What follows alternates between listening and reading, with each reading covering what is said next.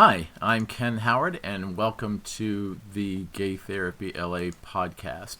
Today, I want to talk about gay men conquering anxiety with probability.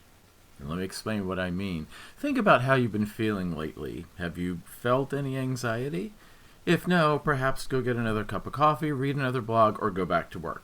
But my guess is yes, you have felt at least some anxiety about something in relatively recent times, like maybe this morning.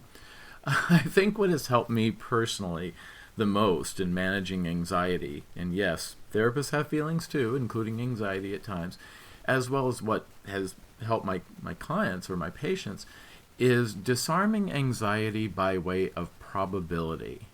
Yes, probability. Let me explain what I mean by that. That might sound really strange, but let's take a closer look. I define anxiety as the fear of loss. It can be loss of our physical security, such as if I don't wear my seatbelt, I might be anxious that if I have an accident, I'll be thrown from the car and crushed in a million pieces. That's fair enough. Wear the seatbelt. But I might also be anxious before I speak to a large audience. Heck, even a small one might make you anxious, like a presentation at work. But in that case, the audience isn't going to crush me into a million pieces. The loss in this situation might be a threat to the loss of our dignity, or looking socially inept if the audience doesn't like our presentation. So why are the feelings of anticipatory anxiety the same? Because in both cases, it's the anticipation of the fear of a possible loss. And it's that anticipation of the fear of possible loss where probability comes into play. We have to ask ourselves, while we are in the role of fortune-telling, the future predicting Swami, what is the fear specifically that arouses my anxiety?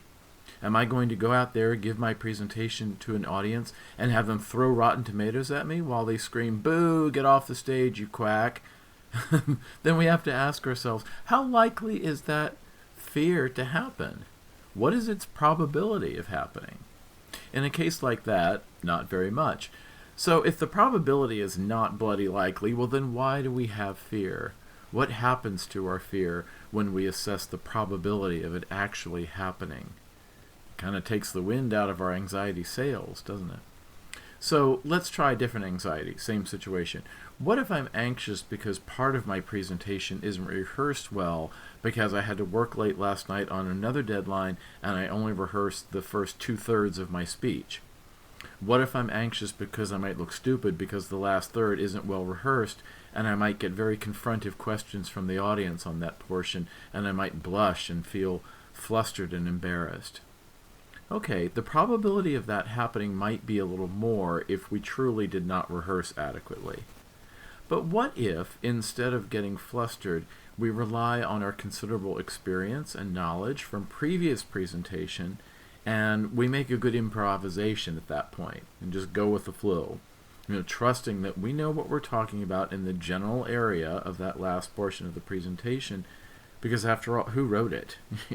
We have a coping strategy in that moment. Okay, so now what happens to our anxiety? It's lessened, right?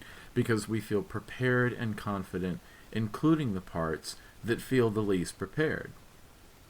In other words, anxiety is always reduced when we consider that it is human nature to overstate the probability of our fear fantasies. And, human beings can be a creative bunch. We do tend to have wildly imaginative fear fantasies. Oh, what if this happens? What if this happens? And our anxiety is reduced when we have something, anything, that is a potential coping strategy. So the next time you feel anxious, you have some work to do. Ask yourself, what are my fear fantasies? Go wild with them. Exactly how wild does this fear fantasy get? Oh, the aliens invade and they give me an anal probe and then they whatever.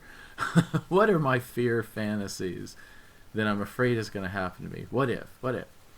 Now look at how likely is that likely to happen. Are there statistics on this? Have you known anybody this has happened to? Are you comparing an apples to apples situation about their risk and yours? And then we say, how could I cope with this situation even if that did happen? Sometimes even some bad stuff. If something bad actually did happen to you, what do people do who have bad things happen to them? Illnesses or accidents or financial ruin or betrayal or even violent crime. Well, they cope with it. It's not pleasant, but they certainly cope with it. And that's if it does happen. And bad things, fortunately, happen a minority of the time. And then we also can say, how can I refocus my thinking on something more realistic that helps me to concentrate on something more important? How can I redirect my thinking from really indulging the fear fantasy of getting just way, way, way ahead of ourselves and bring it back to what is our real coping for the situation that is either happening now or is likely to happen? How can we be prepared and not just scared? So, if we say, what if? Oh, what if something bad happens? Okay, but as long as we're speculating, as long as we're going back to playing fortune teller, we can also have a positive what if. What if something really good happens and it's really fun and it feels really good? As long as we're looking at our future and we're trying to predict it, it's pretty much equal that, something bad might happen, sure, but something good could happen too. And we have to kind of go into it with the balance and say, what's more likely to happen? Let's go back to our schooling on statistics and probability and really think about a realistic risk versus a fantasy, and then realistic coping. So if you need help with anxiety, it can take the form of fear or panic or restlessness or sleeplessness or some kind of habit. That's something that I work with my clients on. So if you'd like help for your particular kind of fear or anxiety, consider having therapy if you're in California with me, or coaching if you're in another state or even another country. And everybody seems to be working online more and more. We can do that either in person in my office under certain circumstances if you're in LA, or we work remotely through phone or a webcam platform. That's okay too. So feel free to get in touch. I'm also open to your suggestions about future podcast episodes. And if you're interested in articles and other information about Gay Therapy LA, visit gaytherapyla.com. That's what we're here for. So feel free to explore those other topics and the other episodes. And if you could do me a big favor and give a rating and a review of this podcast, I would really appreciate it. It would help spread the word and get this kind of little sampling of help to as many people as we can, and maybe some people who really, really need to hear this stuff and really need to have this support. So we want to spread the word as much as we can, and I need your help to do that, and I thank you for doing that. So, thanks for listening, and I'll see you next time.